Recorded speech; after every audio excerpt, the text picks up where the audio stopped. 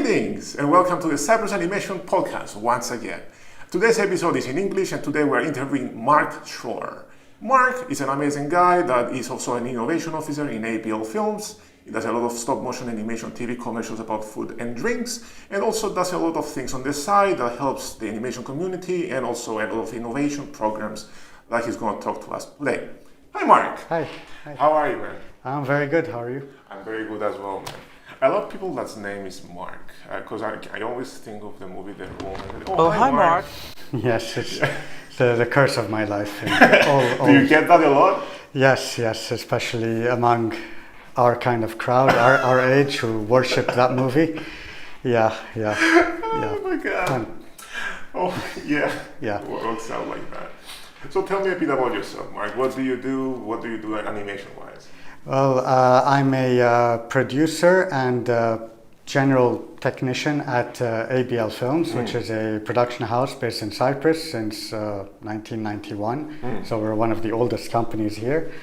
ABL Films is a full-service production house, so we do live action, and we also do 3D animation, and we also have now in Cyprus we have a robotic studio, which is specialized for things like food and drink commercials, but because it's all robotic, it's also very, very useful for stop motion animation and also for the new big trend for virtual production, which is where you have a camera in Unreal Engine and you track it in real time through the 3D space as it moves in real life. Okay. All of that, because what we're doing here essentially, more or less. Yes, exactly. Yes. Yeah. Okay, cool. Yeah. There you go. So, very nice trend. Is that related to the shirt you're wearing right now? Yes. So if you see here, it says Bolt. That is our, let's say, our flagship robot, which is in our development. We made some modifications to it, but it's sold by Marc Roberts Motion Control, which is the biggest maker of cinema robots. And the special thing about the Bolt is that, like its name, it moves extremely fast. It moves 2 meters per second. It's 2 meters per second. So it's a robotic arm. Imagine like a crane, and imagine the arm goes like that, or the camera rotates, or whatever, 2 meters per second. Is it just an arm, or is there a camera at the end of it? Yeah, it's an arm with a camera attached in different ways. And because it moves so fast, we also obviously have a high-speed camera, a Phantom, with it. And when you have very fast motion with a Phantom camera, you get to do it's best to give you a practical example. Let's say you have a drop of water falling down here into a glass. Obviously the drop of water is going to fall like this. And with some technology, you can carry the camera is here, it follows it directly into the glass of water, and you get the splash. I see. The whole thing takes place in half a second, but because we have a high-speed camera with the high-speed robot, it gets it in, 30 seconds, and then you can speed ramp it in post or do whatever. I see. So all of those superb drink and food commercials that you see from foreign brands, they're all done with this robot and this camera. All right. So, can you mention one, or can you not say? Sorry? Can you mention what commercials you do, or can you not say? Yeah, we've done many. I mean, we've done McDonald's, we've done Burger King. Nice. Yeah, we mostly work for the foreign market because Cyprus market is a bit... that's very important to say. So you essentially you contact these people and then you do deals and then you figure that out. I mean, they contact us because in the region we're one of the very few tailored tabletop studios that do this kind of thing. Tabletop is food and liquid commercials, anything done on a tabletop, kind of. But this is like the main use of the Bolt, but we have another robot as well that moves slower. It's meant for product shots. But once you get past that initial, the main use of it, you can get more creative. And that's where what I call dynamic stop motion comes in. Because, I mean, you've done stop motion for sure. Yeah. And I think everybody who's done animation in university, everyone has to do a stop motion thing. Do you use a software like Snapdragon, or what do you use? No, it has its own. It's specific to this crane thing. Okay, got it. Yeah. Okay. But the special thing about it is because it's robotic, we can do, in traditional stop motion, you either move the camera or you move the subject. You can't move both things at the same time unless you're very, very precise, and it's going to take you a year to finish anything. True. With this, because every move is pre-programmed, you can pre-program the move from here to here, and you stop it at every frame, and it's you already know where the camera will be, where the focus will be, and you can move your doll, you can do changes on the set dynamically, and the effect is spectacular. And I'm going to show you a video. Showing the clip now.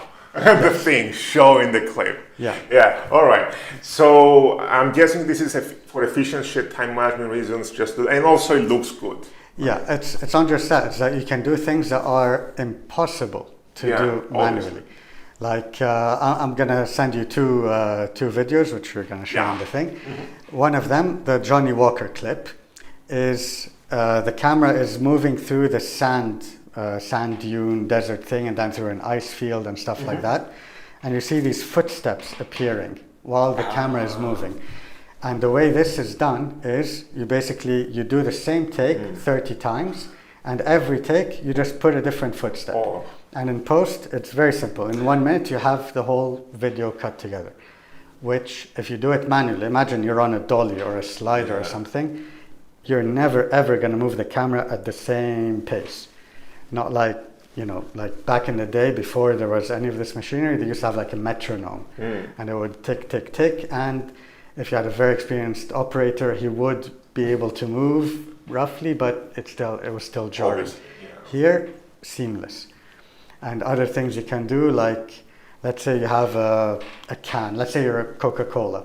You have 10 different flavors of Coca-Cola. You have Coke, Coke Zero, Coke Lemon, whatever, all the same bottle. You want to do a track in, and the bottle changes every time.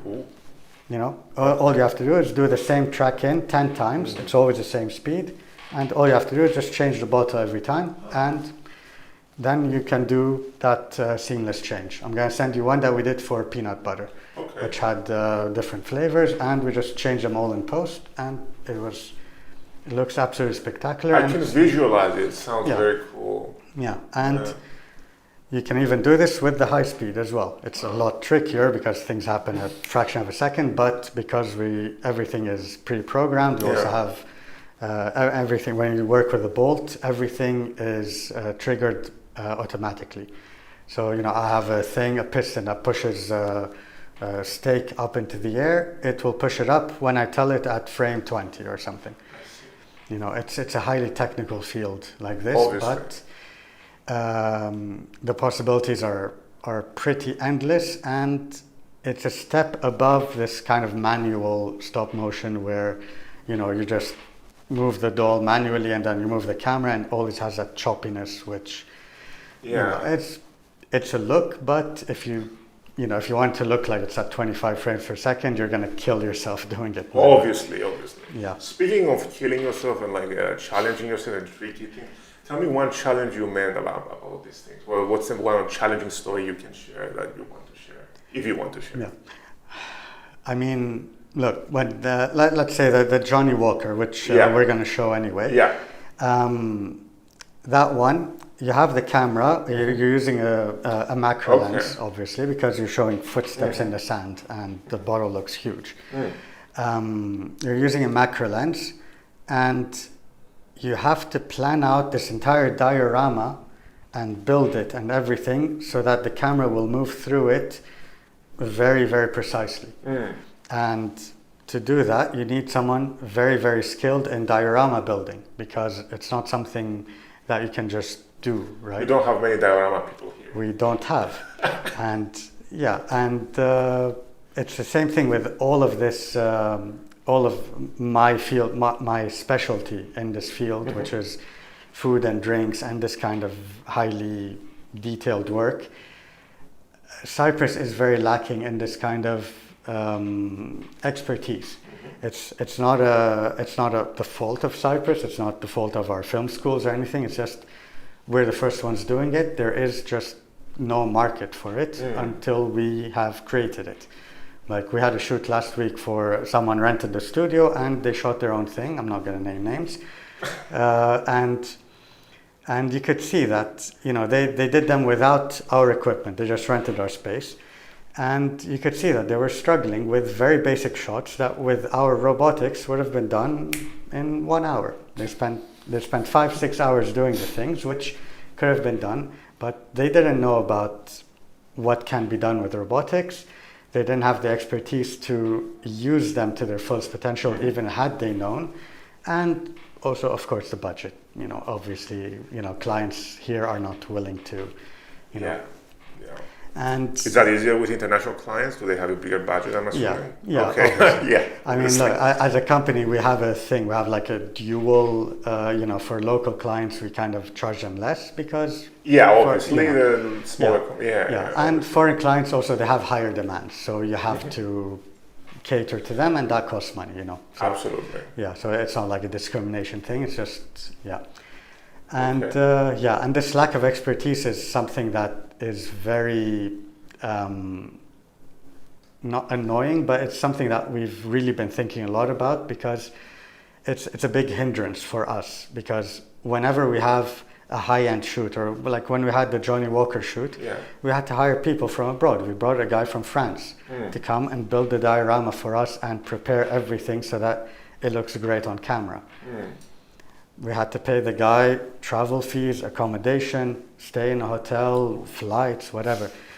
That's a lot of money that can just be put to the production or be given as a higher fee to someone local. But that someone local doesn't exist. So you're telling me if someone here focuses on this one niche, they will be very successful in getting positions because they are the only ones doing it. Note this down. Yeah, exactly. I'm not going to say that you're going to have jobs all the time, but if you learn it, and a lot of people do this as a hobby, but you can do it as a job. And that's something that we're trying to kind of build up with this apprenticeship program. I was going to mention that, So what is this apprenticeship program? Yeah, so this apprenticeship program is basically, because if you look at the history of this kind of work, special effect work and stuff, none of it is taught in film school. It's always taught, like a food stylist hires an apprentice, an assistant. The assistant works for them for 2-3 years. They learn all the secrets, all the tricks, and then they become freelance themselves. They become the new food stylist or the new monster makeup maker or whatever you want. So what we're trying to do is get this expertise started in Cyprus because we have learned a lot. I mean, we've been active for 30 years, We've worked with a lot of the top people in the business internationally. And so we want to start passing down this knowledge. And the best way to do it is through practical experience. We're not going to do like you come here, you sit for a lecture, this is how you pour latex. And no, we're going to do a thing where like we call you up, we have a pre-production meeting as if we are the client. We want to film, we're Oreo and we want to film the Oreo going into the milk and splashing. That is our commercial. We're going to get a team of 4 or 5 people who want to learn how to do this kind of shot. And we're going to tell them, okay, this is the shot we want to do. How do we do it?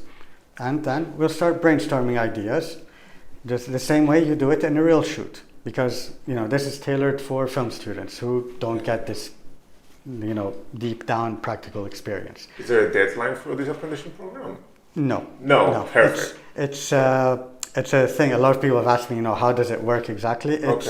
It's more like whenever you want, you come for the shoot. We'll say this week we're going to do this one spec shoot, which is like a shoot just for fun. So I fully agree with this. I've done 4 years of media and film also. I've learned more in a day in the studio than 4 years on it. So I think this is a valuable experience for anyone to have. Yeah. So if you're watching this, apply to Marc's and ABL Films apprenticeship program. It's gonna be good for you, trust me. Because it's gonna be like from beginning to end. So we have the meeting, we brainstorm how to do the shot, and then we spend 5 days developing. Because if you do an Oreo going into milk, you never use real milk, you never use a real Oreo. What do you use? What do you use? You use a 3D printed Oreo, but the 3D print is made out of plastic. If it falls in the milk, it's not going to splash and go deep. What's the milk though? That's what I'm worried about. That is a state secret. Usually, okay, I was like, no. Usually, it's like a mixture of cornstarch, or sometimes it's water and milk. Okay. It depends on how you like it. Okay. I see. Okay. It depends also how you want the splash to go. If you wanted like a really thick, creamy splash, you might even use like fresh cream. Yeah, because I know that with ice cream you guys use mashed potatoes to be more colorful and stuff, but I didn't know about the milk thing, so that's why I asked. No, milk is, it depends mostly on how you want the product to fall in the milk, because sometimes they want it really thick and splashy, then you have to use fresh cream. But also another trick, fresh cream made from milk is not as good as fresh cream made from vegetable, the veggie fresh cream. Okay. That one is thicker, it splashes better, but it has a bit of a different color. So it's all these things that all has to come in a synergy, you know? And these are things that you only learn when you're on set, when you work for your first time and doing one of these commercials. And so if you 3D print an Oreo, it's going to go in the milk. It might splash a bit, but it's going to float on the surface. You don't want that. You want it to go in. Yeah. So you have to put some weight to it, or do you? Exactly. You have to put some kind of metal, something inside. Interesting. Yeah. Okay. So, and these are skills that, you know, if you talk to someone who has a 3D printer at home, which I've done many times, and they all tell me, no, I'm not going to touch this. The Oreo has a lot of texture to it, and you know, I cannot do this myself. So then you go into the thing where I cannot 3D print it. I have to make it out of a mold. So I have to get an Oreo and mold it. But then the other problem, you cannot use an Oreo that's this big, right? You need to use a big one, because if you're using this big, you're going to have to use a macro lens, and no way you're going to follow that down. True. So you have to make an Oreo that's this big, or 20 centimeters. So then, you know, and then the glass needs to be that big as well, and the milk has to be that big as well. Okay. So, you know, so you go from this, you know, I'm making an Oreo fall into milk, to I have to find a giant glass. I have to make an Oreo that is gigantic as well. And then the Oreo that's gigantic, the client is not going to accept if you put random glyphs on it. It has to be exactly the same as the Oreo, because it's going to be in 4K resolution, you know. To send you like a PDF of how the Oreo looks like, and then the symmetry of it, or like if you're lucky. If you're lucky, Oreo will do that because it's important. But if you go buy an Oreo and see in detail how it is, and then you design it in 3D printing, is that what you do? Yeah, or you make a mold of it, or you do like a surface scan. A mold of it. Yeah, that also makes sense. You know, it's all these details that, you know, someone who doesn't have experience with this kind of work just doesn't know, cannot think of it. When I first started 5-10 years ago, I would never have thought of this. You know, I was like, okay, we get Oreos, we buy a pack, or a client sends us back, we'll dump it in milk, done. Never gonna work. And it's the same with every shoot. If you're gonna shoot a Kit Kat, if you're gonna shoot anything, even like a whiskey, you know, if you try and light a real whiskey in its natural bottle, it's not gonna look as good as the fake whiskey, you know. You know. And all these things, there's tricks. I can't tell you all of them because a lot of them are a secret. A food stylist will never reveal, you know. Will they find out the secrets if they enter your apprenticeship program? Yes. Join the apprenticeship program. There you go. Cool.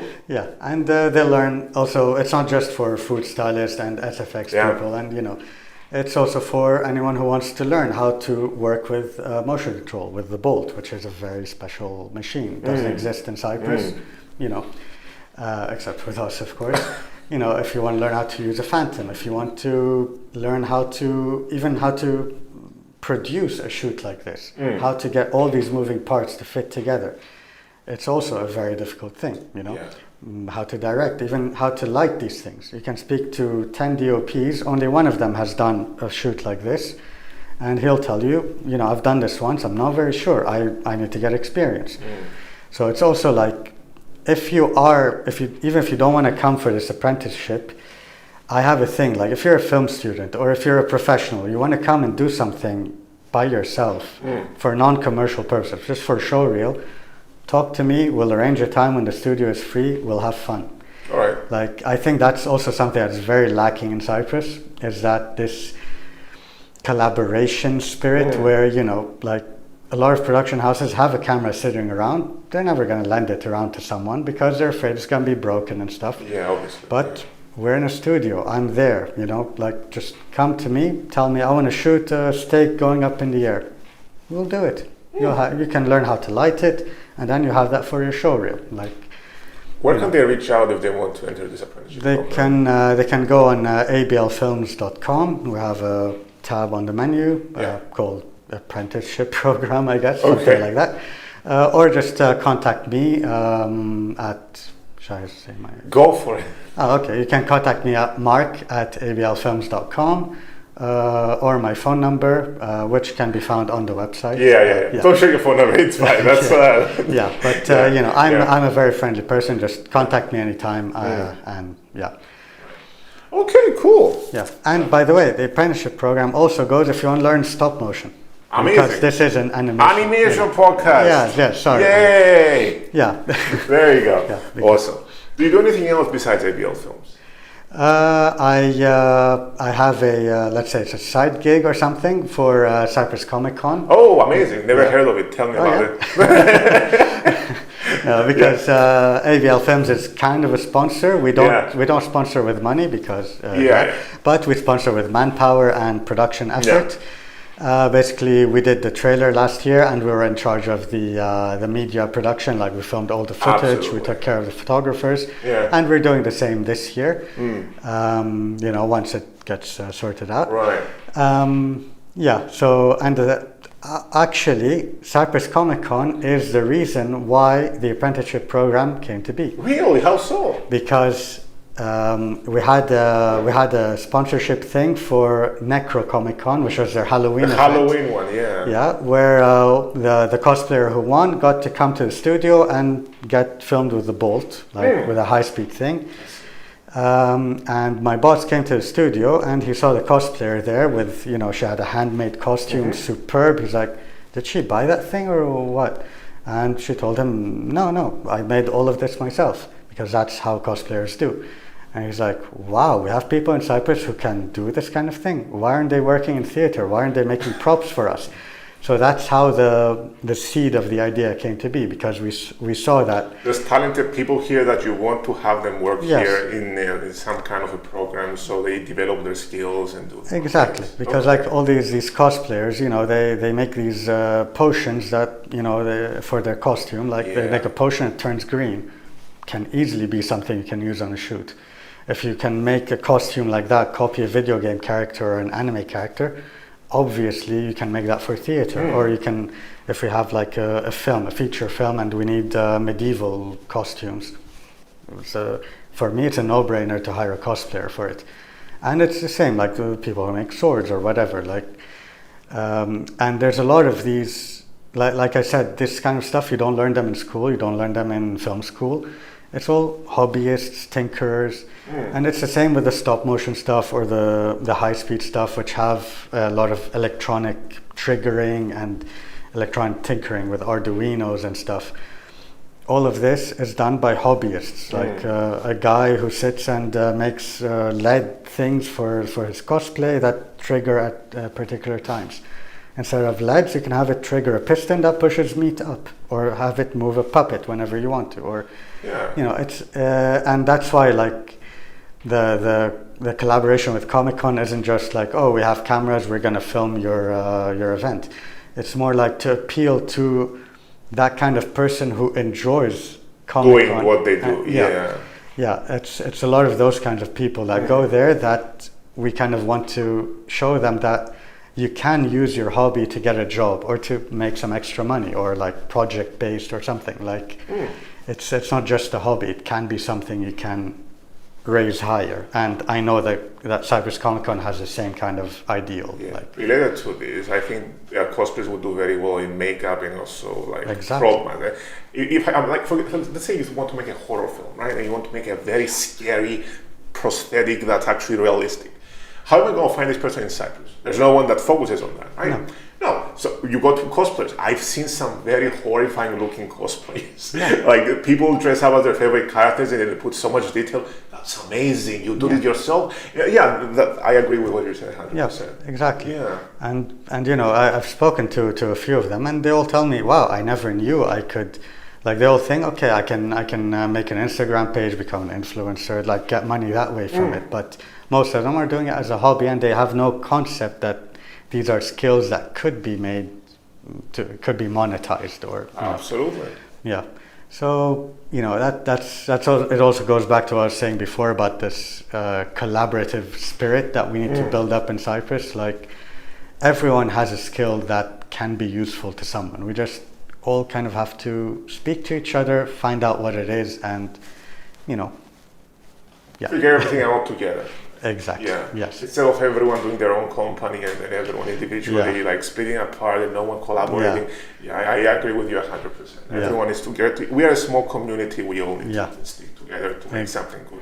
Exactly. Right. And that's something that we care a lot about at ABL Films. Not that others don't care about it, but we're trying to kind of give to the community because give to the community. That's awesome. Anything else you want to share? Anything else that I do? I mean, I also this is kind of dormant for now because COVID kind of killed it. But I work at a company called Orange Reel Creative Collective, which is a talent management agency. Amazing. Okay. Yeah, for directors and DOPs, basically getting them from the European market to get advertising and other projects in the Middle East. Because the Middle East doesn't have a lot of homegrown talent. It has some great ones, but there's too many clients and often they ask for European and American directors. So I send them, it's like a middleman between clients and emerging talent in Europe and Cyprus, of course. Like we have a lot of talented young people here. So I try to do that, but that was like, before COVID, it was very active. COVID kind of like destroyed the industry because no one could fly. So you're like a talent agent, essentially. Yeah. All right, but we need those in Cyprus. I don't think there's a lot. Or like, how many are there? 2, 1, 0? For directors and stuff, it was 0. That's what because I looked and there's nothing. So I was like super. I was like, that's awesome. You're doing this, amazing. Yeah. But it's something that lay dormant because COVID destroyed it. But now it's like in the back of my head. COVID destroyed everything in the industry, and unfortunately, we're building it out again slowly. Yeah. And I mean, other things I do not monetized is, like I said at the beginning, there's virtual production stuff, which.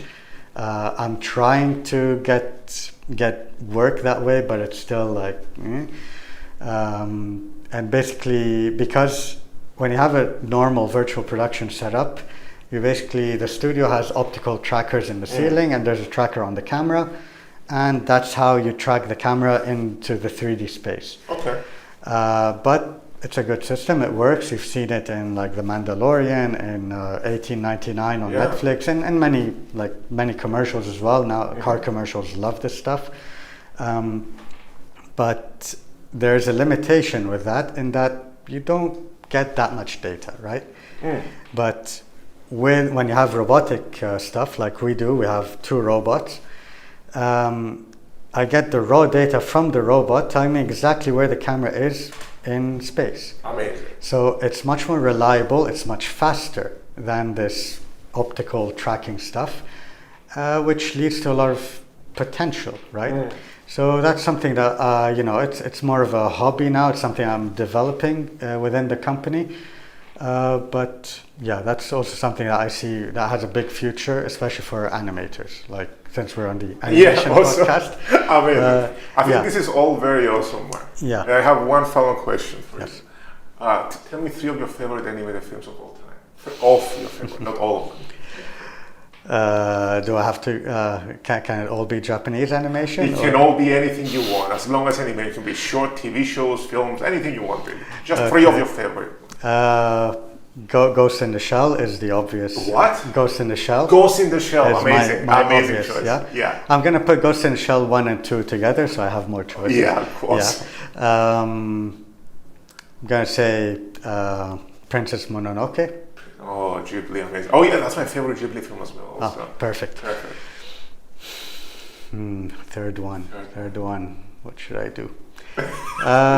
Okay, I'm going to go for an unconventional pick. Go for it. Love those. Yeah. I love Pat Labor. It's What? Pat Labor 1 and 2. Labor. Yeah, Pat. What's that? I've never heard It's of it. it's I think from the early 90s. It's Okay. it's a mecha anime. It's a mecha. Okay. Yeah, but there's two movies. I actually have the special editions with like the storyboard and stuff. That's how it's like a big silver and golden box. Like, yeah, but I don't know. I think because it's one of the first that I watched. It's like got a nostalgic thing, but it's very hard sci-fi. Like it's very realistic. Like It's very rare to find a mecha fan in this country. Yeah. Very hard. You're probably the first one I've heard that loves like. I guess if you find they're more like Gundam or stuff. Yeah, that's what I'm saying. Like if I find someone, they're gonna say Gundam, probably. Yeah. Gundam Wing or anything like that. Yeah, no, I don't know. I watched this, and because I've always been a fan of hard sci-fi, I like the Hard realistic. sci-fi, okay. Yeah, because their Pat Labors are just like they're construction mechas. You know, it's not like Gundam where they're like psychic teenagers and they drive with their minds and stuff like that. Like, Okay. you know, this is very hard sci-fi, and that's what I love. Like, All right. I don't know. Yeah. Back to the Ghost in the Shell. Did you like the live action one? Be very honest, beloved. I mean, I did not have the visceral negative reaction that other people had. Like, if you take it as its own thing, It's okay, right? it was okay. Okay. It was very well made. Yeah, Like the CGI was good. It was all good. I agree with you, actually. It was just you know, like it stank of marketing. Like, did you have to call it? It could have been like Scarlett Johansson is a cyborg in Japan. Like, but you know, I get it. It's an industry. You have to, you know, you can't. You need to market it with a popular face, and then I fully get it.